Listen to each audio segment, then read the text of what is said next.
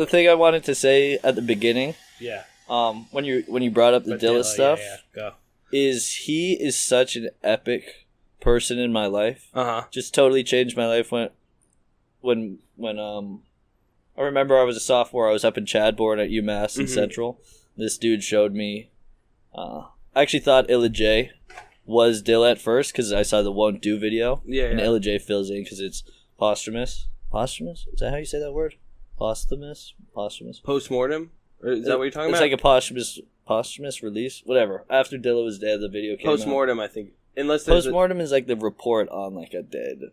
No, I thought postmortem was like anything that comes out after someone's dies. Like, maybe, I don't know. You might be right. Latin words. It's just Latin words. They're like close. They're close. Regardless. You know? And I just remember it blew my mind, totally changed everything, inspired me to start making music eventually. At first I was in too much awe to even try. Yeah. And I've had 2 cool experiences out here, living here now, where I've gotten to meet his brother, Illa J. His name is John Yancey, and Maureen Yancey, his mom. I met them separately, one at a Dilla tribute over at this place, Brooklyn Bowl. Have you ever heard of that? It sounds familiar, definitely. They do dope shows. There. I got to meet him after he performed to just say what's up and say thanks. And then up at the Lincoln Center, you know who Miguel Atwood Ferguson is? No, I don't. He conducts an orchestra that does Dilla, like, inspired music and covers and stuff like that. That's sick. And I got to meet her after, and I hugged her, and I like almost cried. I was like, "You have no idea, like, how much your son, like." Yeah. And then it was crazy because I got she was very nice and sweet, but like.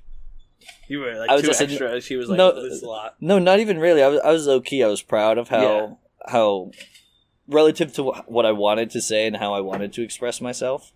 It wasn't that bad. It wasn't. But I could tell that I was just another one of like the thousands of people who must have done that to her. Yeah, for sure. And what I mean, because like you were the first one that actually exposed me to Dilla, and like then I made a CD of like 5 Dilla instrumentals, and like when I couldn't, my goal was always to be like at first I was like every week I'm gonna have a new like producer and I'm gonna talk over those beats, and it's like after a while I'm like, all right, go back to the 5 Dilla songs. So like I had a CD of 5 Dilla tracks where I'm like, and like I think it's So Far to Go or So Far Gone, I don't remember. So Far to Go. Yeah. And I would play that instrumental, and that was like always like the intro, and then it's so nice. Go-to, yeah. Yeah, the intro for our song that we cut together. I'm not always positive about the titles of his songs because have you ever listened to the NPR podcast about how they found all his music in the storage unit?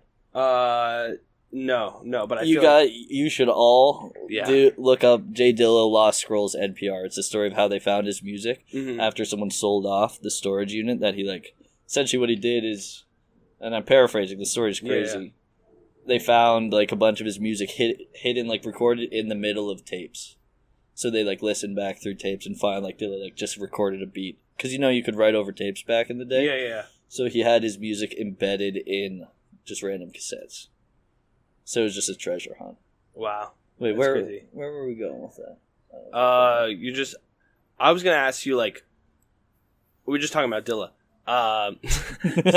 So I was gonna ask you like, because you were the first one that really exposed me to Dilla, and I was gonna ask you like, what is it about it? Because especially like a lot of people that are younger, like my generation, it's like you have to go back and listen to a lot of these artists. So what was it about Dilla that like was so emotional for you and like so meaningful to you? His music is just so. I think the big four rather, are Pete Rock, DJ Premier, Dr. Dre, and Dilla. And Pete Rock, you can see Dilla is just like an evolved form of Pete Rock. Yeah. Pete Rock is amazing, but Pete Rock has like this soul to his music that Premier kind of has, but again, like I have the utmost respect, but he has a very specific craft. For sure. It's just like the chops, boom bap thing. And that is way too... I mean, in no way any disrespect to DJ Premier. I was actually supposed to see him. His dad's actually not doing good, so the show got canceled, so I hope he's doing all right. My friend Richie Beans, he's out of Queens. He's an artist. He actually did a show with him. Are you serious? Yeah. Dude, that is nasty. What part of Queens is that dude from? I couldn't tell you. I just remember I did do an interview with him at his house, but I don't remember what part. Yeah, I live in Woodside now. So. Okay, all right. Well, I could definitely hook you guys up. Yeah, let me know. He's a dope dude.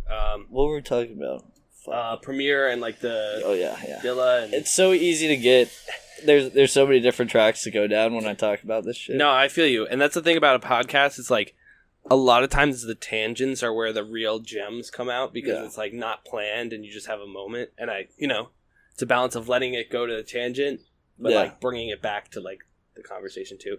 So you were asking me why Dilla as opposed to other people, and then Dr. Dre is obviously a genius. Yeah, but his music is just like a little bit harder. For sure, he can make some smooth stuff, but like Dilla makes music that like.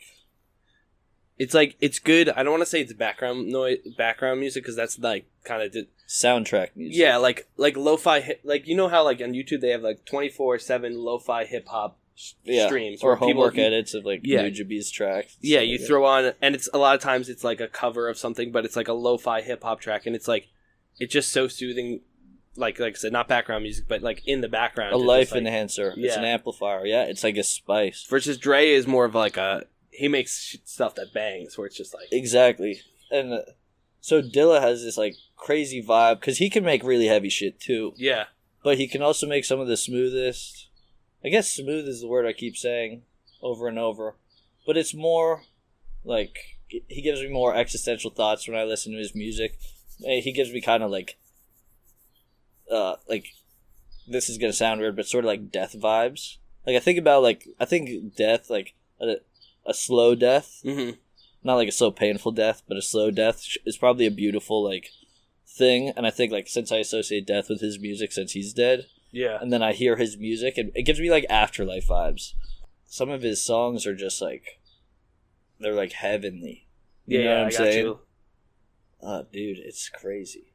No, I feel that, and I was gonna ask you actually because I just thought I got the Diary. Did you ever listen to the Diary? I got that. Yes, dude. I have a cool diary story. I got it at Run It. I was gonna say Run It Up. Turn It Up is the one in Northampton record store. I think. Turn It Up. I think there's. Is that the one in the basement? Yeah, below Street. Turn It Up. I got it. I got the CD and would definitely spin that on the radio every chance I got. You know, it's dope. There's some gems on there. I thought it was all originally. I thought it was all stuff he produced and he rapped. But no, it's like other producers and stuff like that. So just in I hate like summarizing these stories of these legends, but just for people listening, in a nutshell story, how I understand it, I could be wrong, but I think this is right. MCA saw he was doing like making epic music with Tribe and Common, and thought he was the next greatest dude ever. Yeah. So they gave him a record deal with the impression that he was gonna make amazing music and bring in his guests to do stuff. Yeah. But he was like, oh, fuck this. I'm going to get beats from my favorite producers and I'm going to rap on it, which is not what they wanted. And that's why they shelved it. And that's why it didn't come out till 20. Was it last year? Damn, I'm not sure. No, it was definitely not last year because it's been a couple years. But like, so what, do you know when he was like originally working on that? Because I assume it was like not long after Some Village's Fantastic Volume 2. Just because I think that's when he was really taking off. For sure. I always, my impression, I thought it was that like, you know how there's like I'm going to say this again, it might be the wrong word, like the post-mortem albums, like there's so many of those with like Biggie and Tupac where they just like piece together stuff and like some of them were actual tributes and then it just became like a cash grab a lot of the time. Yeah. But I wasn't sure if he completely like finished this album or like basically finished it and they were just like I don't think he finished it. Like Snoop's on that album and I'm pretty sure Snoop did his verse after Dilla was passed. Oh yeah. But I don't think I don't think he references Dilla being passed. So like for sure. I don't actually know. So Dilla's Donuts, what's this song? He has one song on that album that's definitely the least pleasant to listen to. Yeah. Why? What am I blanking on? Are you talking about the Diary? Or what? No, Donuts. Oh, Donuts. Oh, okay, sorry. Album Donuts. Yeah. I think Twister is what it's called. Okay. But it's like boings and kind of like great. It's the one that I'm always like if I want to show someone why Donuts is awesome. that's not the song I showed to them. I appreciate it, but that's not.